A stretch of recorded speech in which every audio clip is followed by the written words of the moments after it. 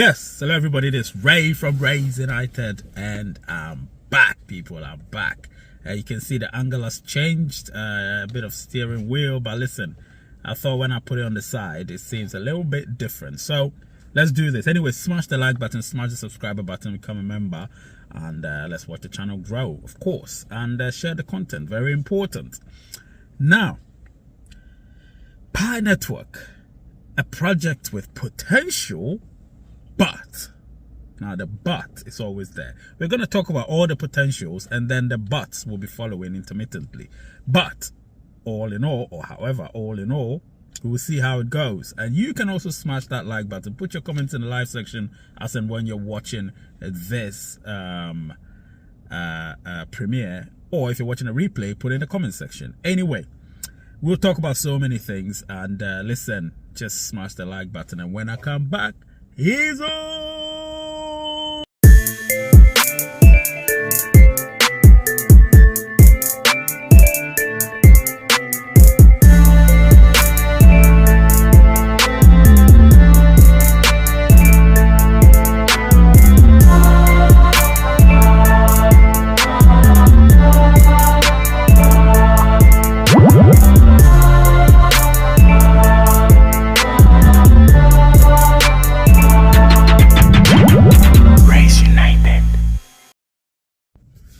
Yes, so I'm back. This is Ray from Raysunited. Smash the like button. Anyway, so the first one, let's talk about a bit of the apps or the ups.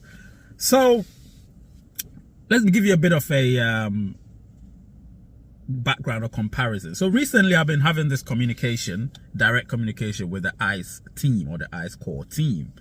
And I've never seen a communicative bunch like the ICE core team or the ICE team. They would always respond to anything I send. That's why I don't abuse what I send to them. As long as it's relevant, I send it to them. If it's not, I won't, because I'm not going to just abuse it just because I feel like, oh, anytime I send them a message, as long as they're available, they would respond. No, it doesn't work like that. Don't abuse it. Only do it as and when you can. If you can respond, which is mostly I can, of course. So I do respond. You know, I'm doing this ICE white paper explained series. You know, it's going to be in a few parts. Part 1 has already been released, so you know, as and when I'm doing it, part 1 has been released. Watch it and enjoy that. But it's all about communication, and the ICE team are so communicative, not to compare. Now recently the Pi core team began some sort of indirect communication on sometimes on the Pi app's homepage or home screen, and at times they would communicate sort of I would say subliminally via Twitter, you know. But one thing I've realized is they've gone back to type. You know, they sort of would communicate a little bit, get everybody's hopes up high, and then they would just forward back to type, and that can't be acceptable. We still need to keep pushing the envelope and making sure that they stay on their toes. We light a fire on their backside to ensure that they don't just get complacent, but they realize, you know what, you can't be complacent, you can't be comfortable.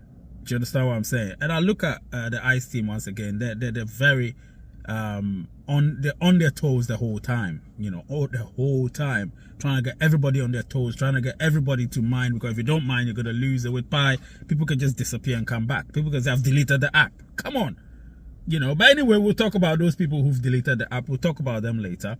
And listen, so one thing that they improved a little bit was the communication. So, you know, they still have potential, but they don't communicate as much as we still want them to, you know.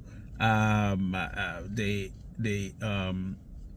think the moderators may have heard something. You know, they don't even communicate with us properly anyway, but they may have heard something and they think, oh, you know, they should go back to putting back their M's. You know, they're very, you know, sort of entitled M's, you know, the M's, those M they put beside their names. Yeah, it makes them feel great. It makes them feel like, yeah, we're on top of the world, we're moderators of Pi Network and so on and so forth. But they don't get jack shit. Do you know what I mean? They don't give them anything. I even get more information than them. Do you know what I'm saying? So they were supposed to push the agenda to ensure that, you know, the core team communicated properly.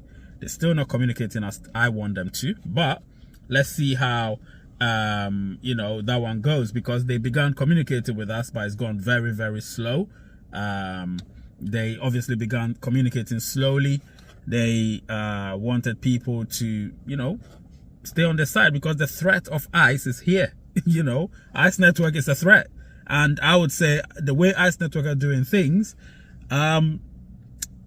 they're not thinking about quantity, of course. They're thinking about quality, which is ICE Network, and quality is so important. Pi Network hasn't got quality, because right now, let me tell you, I have I have hundreds of downlines, right?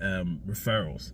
Now, out of the hundreds, only 5% are mining. You ping them, nobody gives a hoot. They will not mine. Do you get what I'm saying? They will not mine, because they've been mining for 4, 3, 2, 1 year, you know, so there is nothing to convince them. Nothing. There is nothing to go on with, you know, nothing.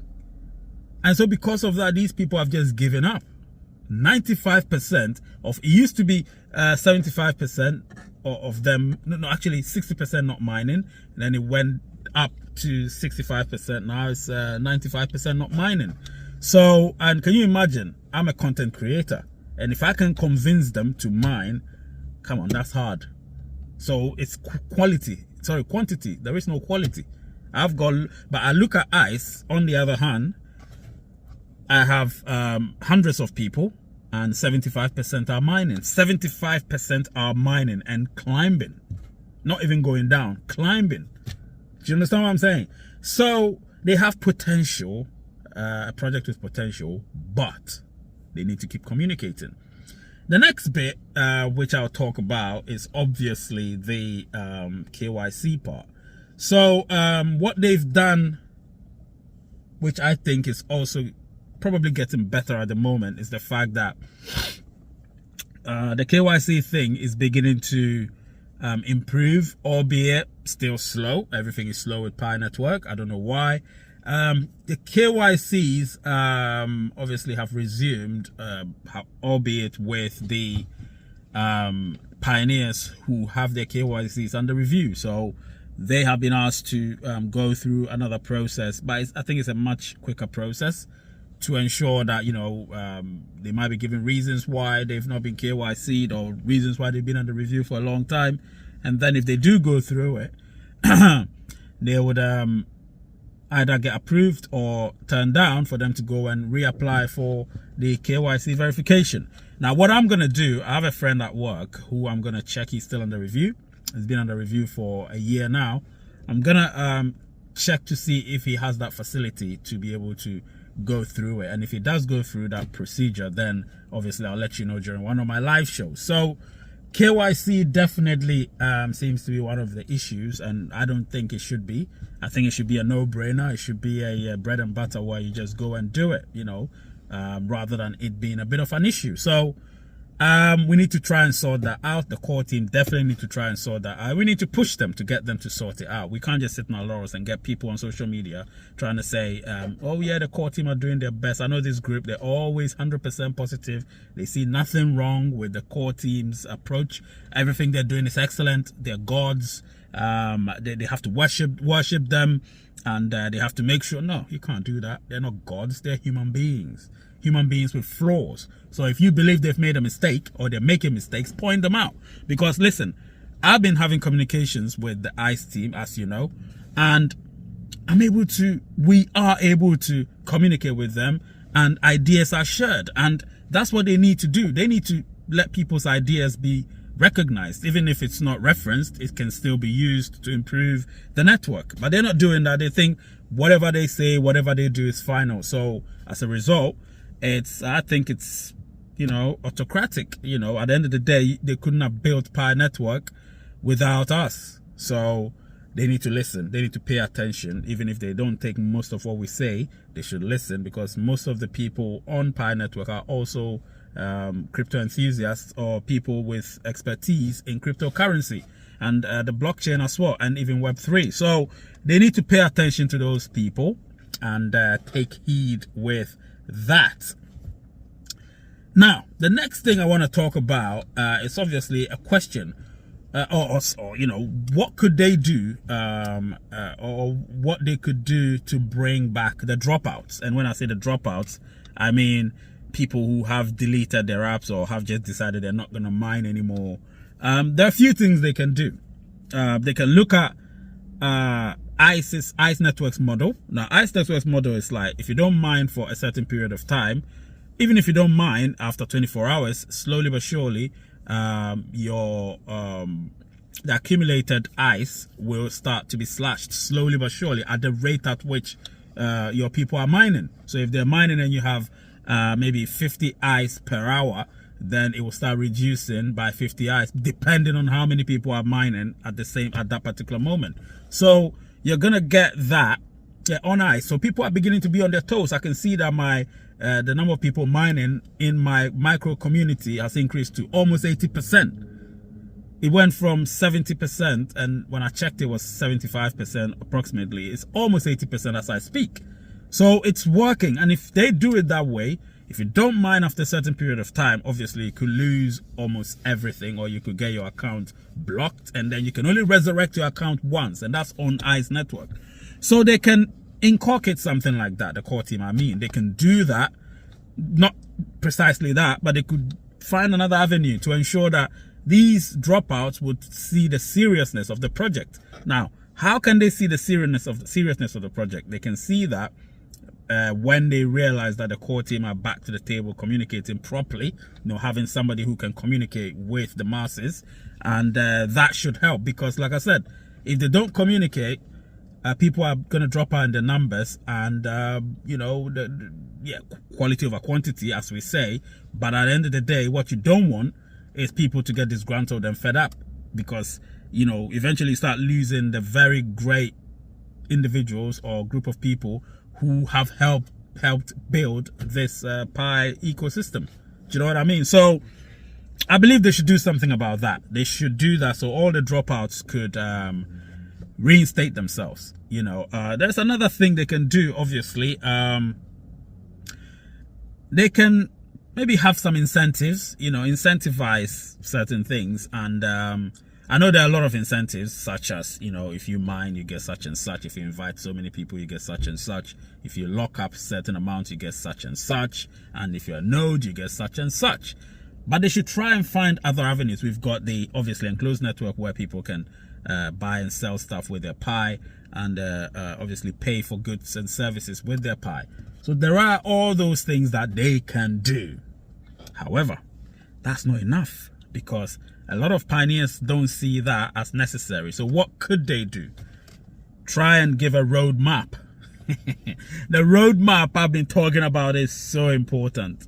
Give the roadmap and let everybody know, because they said recently that they were going to release the roadmap late September, early October. As in when I'm doing this video, it's first week of October. No sign of anything. They don't communicate, like I said. And so, but you still get a lot of very enthusiastic individuals, and I like that. You have to be enthusiastic. I was one of those who advocated Pi a lot, and ever since their communication dwindled, I decided, you know what, I'm not going to put in so much work. I would do my best, of course, but I wouldn't put in so much work, because they are not communicating the way I want them to. And people can go on and say, yep, blah, blah, blah. They can say, yeah, I didn't get what I wanted on Pi 2 days, so I got angry and whatever. No, it's not that. It's not for me. I have my Pi in my wallet. Remember that. Thousands and thousands of Pi. So I don't, if I was a selfish person, I would say I could care less. I've locked up lots of my Pi. I could care less. But I'm also fighting for others. I'm fighting for the disgruntled one. I'm fighting for the 95% of my team who are not mining anymore. I'm fighting for them, as well as you. Do you understand? So I am not going to sit here for anybody to just undermine the work I do. If you roll with me, you would know the work I do, and it's a lot. So I'm not going to have anybody undermine that. Now, they have to communicate. And if they do communicate, then I believe, if they do give us a roadmap, then I believe people would be much more relaxed and know that such and such is going to happen. Just a clear roadmap, I look at ICE Network, and I'll always use that as the benchmark. ICE Network are always communicating dates, periods, times, whatever, with us. Even if they don't tell you, I will know something, and I'll let you know if I'm allowed to. And most of the stuff they tell me, I'm allowed to say it, apart from certain things that have not been released yet. Do you understand? So, people, smash the like button, smash the subscriber button, become a member, and put your comments in there. Suggest anything you want to suggest, and if there's anyone I'll put that question to, I would. All right? The name is Ray, channel's Race United, word is peace, and I love y'all, and take care of yourselves. Okay? Smash the like button on your way out and share the content.